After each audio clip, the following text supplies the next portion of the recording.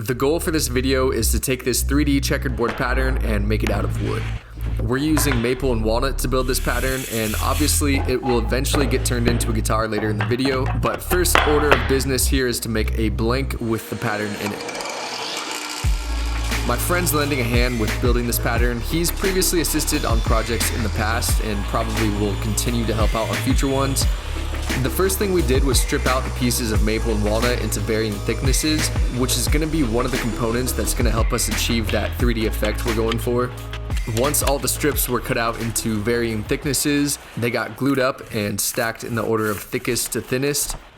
Then we just clamped them all together using some pipe clamps and set it to the side. We had cut out 128 strips of maple and walnut, and each block is using 32 strips of wood. So we're able to make 4 blocks with this pattern out of the lumber that we have.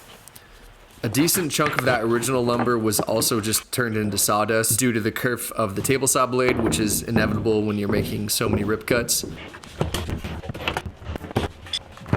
We noticed that not all the strips of wood were perfectly 90 degrees to the top and bottom of the blocks, which isn't ideal for the pattern we're trying to create.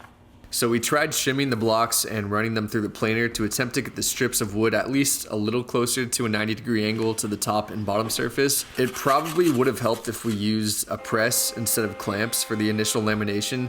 Clamps can kind of unevenly apply pressure, which is why some of the strips aren't all at perfect 90s. Then we cut each of our blocks in half so that we had 8 separate blocks to work with to cut our pattern out of. For the pattern, first we had to measure the angles for each of our wedges. The nice thing about this is that there's only 3 different size wedges that make up the entire pattern. Those 3 wedges make up a 45-degree angle, so we just need to cut 8 sets of each wedge to have the pattern come to a complete 360 degrees. This might get a bit confusing to explain, so just bear with me here. The first cut we made was done at a 15-degree angle to the saw blade, and we do that by having a 15-degree fence on our sled, with a back plate that's square to the fence for our block to sit in. Then we made that cut on all 8 blocks, and then swapped out the back plate on the fence with a 105-degree angled back plate, and moved it forward and remounted the vertical clamps. Then we can slide the 15-degree wedge that we just cut against the fence, take the remainder of our block and butt it up against the wedge and the back plate, and we can make another cut that's now 30 degrees to the blade. Once again, we repeated that cut on all 8 blocks, and finally we swap out the back plate again, but this time with a 120-degree back plate and slide it further forward on the fence, and we can add back in our 2 previous wedges, butt the block up against those, and make our final cut on each block, which is done at 45 degrees to the saw blade.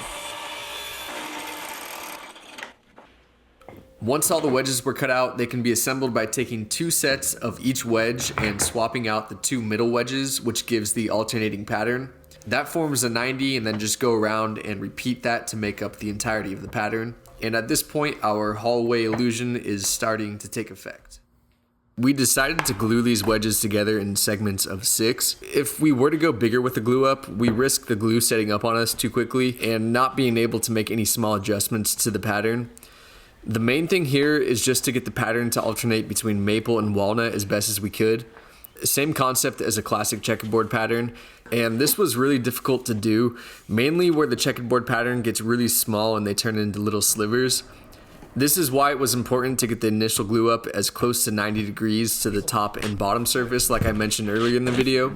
And once we were happy with where it was, we added a caul and clamped it all down. And then once again, just repeating that same process for all 4 sets. After that glue up, the last glue up to bring it all together is really simple. Just laminating the 4 separate blocks together. And once again, just making sure that they're aligned correctly with the pattern alternating.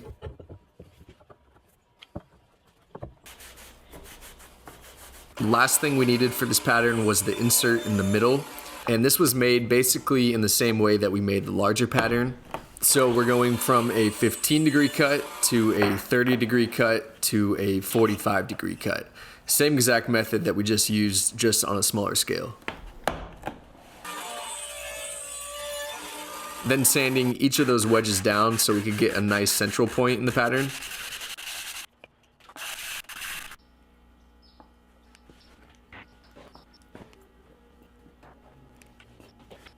We made this piece larger than it needs to be just to make it simpler to work with, so it had to get cut down to size on the table saw before getting inserted into the pattern. We also decided on splitting the insert in half so that it could get inlaid from both the front and the back side, instead of just doing one large insert. This makes it a little easier to get a good clean inlay. It also allows for some adjustment to get the larger pattern to align with each inlay better.